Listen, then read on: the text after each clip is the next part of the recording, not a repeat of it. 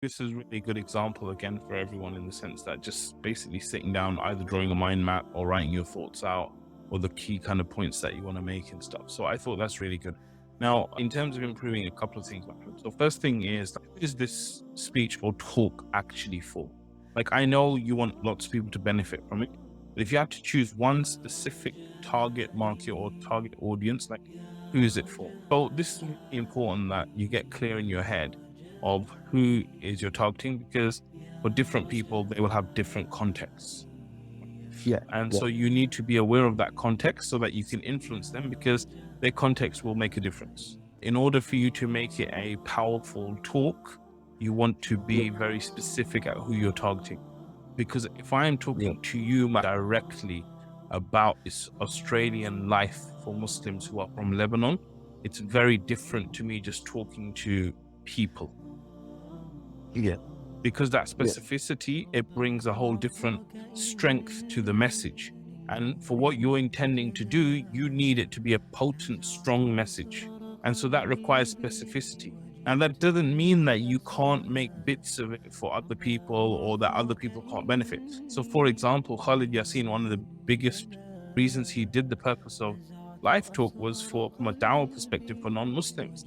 But the byproduct was that Muslims really increased their iman and started practicing as well. Yeah. So you will have byproduct benefits as well. But I would just say, anytime you're creating a new speech or a new talk or anything for someone, you need to sit down and get very clear on who is it for specifically. And then you want to build it around that. What I would say in terms of the start of it, one of the big things, like in a basic structure for a talk, is that the first thing is you want to grab attention. Okay. So as soon as you get onto the stage or the mic, you want to be grabbing attention.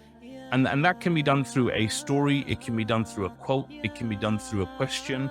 But right at the start, you want to grab the attention.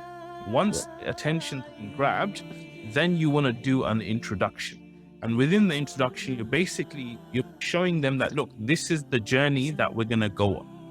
And then you want to do your main part of your talk, which could be in 3 sections. 3 sections is always good. And that 3 sections can have sub-points under them as well. But you want to give them like 3 main kind of sections. And then you want to do the conclusion, where in the conclusion, you're just summarizing everything you've been through. And then you want to kind of give them a call to action. Okay. So I was thinking about the topic you did, and I was thinking, like, what do you think is going through someone's mind when you talk about addiction? Let's say I'm 13 or 14 and I'm not addicted to any drugs and I'm not addicted to anything, right? What do you think is going through my mind? Okay, it's fun and games. Yeah. And what if I'm like 40 years old and I'm not on drugs or I'm not on alcohol or anything? Yeah. What do I think when I hear addiction? So what you need to do very quickly in your speech is you need to bring everyone on board on the speech. Okay. So when you started, you were saying, like, I'm going to be talking about addiction, this and that. So I was trying to be an audience member while I was listening. And when you started talking about addiction, I was like, yeah, this is about those guys that are like druggies and crack addicts and this and that. That's what was going through my mind. Okay.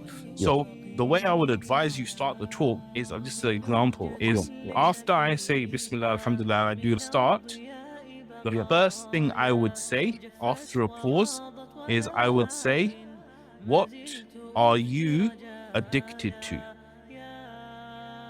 Yeah. So that's the very first thing I would say. I would say nothing. I wouldn't say my name or I'm happy to be here, nothing.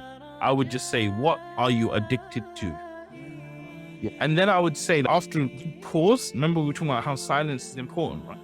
Yeah. After a big silence, I would say what they're thinking. So I would say, this may sound like a question for druggies or alcoholics, but it's a question for you.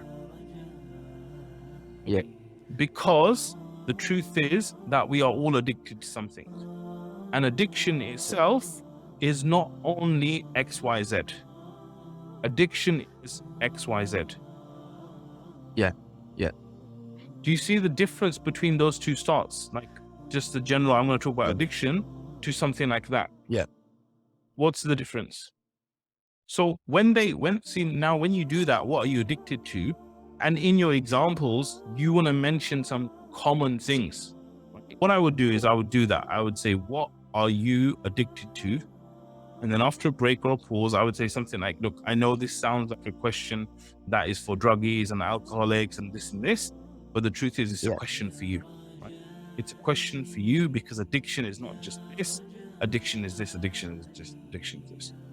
And then I would then break it down and then say, look, today's talk is one of the most important things for you in your life.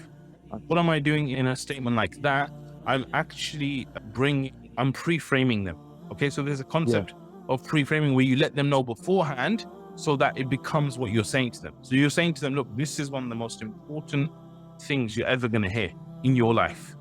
And in hearing it, it's going to protect you, it's going to do this, it's going to do all this. And what I'm going to do is I'm going to take you through this one thing, two thing, third thing, and just say, this is what I'm going to take you through. Okay? Now, one of the things you want to do is you want to do what they call a witham. You want to give them a witham. What is a witham? A witham is what's in it for me. Right? So you want to be very clear for them, what is the benefit for them and why should they really listen and pay attention? And that's in the form of, look, this is going to be one of the most important things that you can actually hear, and it could save you years and possibly decades of pain and heartache and all this kind of stuff that addiction brings. And then what I would say is, I would say that this is a very personal journey from me. And this is not something I'm telling you after having training in a college or university. I'm talking about real life personal experience that I've been through throughout my years. Right? Because now what you're doing is you're showing that you have credibility to speak on this topic and you have experience, because no one wants to listen to someone who doesn't know what they're talking about. That's right. So when you do, that will then make them think, okay, so this is actually a real guy in the sense that he's been through it and he's telling us from the horse's mouth, rather than it being a professor who's just learned about the techniques and stuff. And then the other thing I would say is that once you need to get very clear on your structure. So for example, you might say, I'm going to talk about what exactly is addiction, how does the psychology of addiction work and stuff. The second thing I might talk about is how to break free from addiction. And the third thing I might talk about is practical tips or techniques to help you break through addiction. Or maybe the third thing I'll talk about how to support someone going through the addiction phase or getting away from what they're addicted to. And I think one of the other things is that you got to remember that you want to give them really practical advice and tips in making that transition. Yes. Because if you just, this is what a lot of speakers lack. They are very good at speaking. They're very good at making you feel good.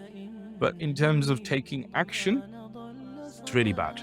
And so what you want to do is you want to not only make them feel good, but you want to give them clear prescriptions on exactly what to do to get the transformation. Because same thing here, right? Like there's a current situation and there's a desired situation, and you want to get them from the current situation to the desired situation. So you need to give them a very clear step-by-step approach that, look, these are the three things you need to do.